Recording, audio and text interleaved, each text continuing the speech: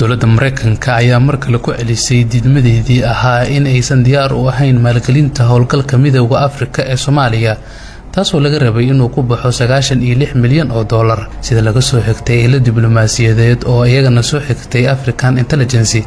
kulan foolka-fool ah ayaa dhawaan ku dhex maray wakiilo ka socday Midowga Afrika iyo Mareykanka ayaa lagu soo gabagabeeyay iyadoo Washington ay xaqiijisay mowqifkeeda diidmada ah. Mowqifkani waxa uu la mid yahay mowqifkii diblomaasiyadeed ee Mareykanku uu qeexayn kulankii Kampala, halkaas oo labada wakiil ay si cad u sheegeen in Mareykanku aanu maalgelin doonin howlgalkan haddii aan wax badan laga bedelin nidaamka howlgalka Midowga Afrika si loo helo taageero maaliyadeed oo joogto ah. Midowga Afrika waxa uu wafdi u diray Washington ayagoo oo raadinaya ugu yaraan ballanqaad qaybta lacagaha ah oo lagu sii daboolo qarashaadka howlgalka.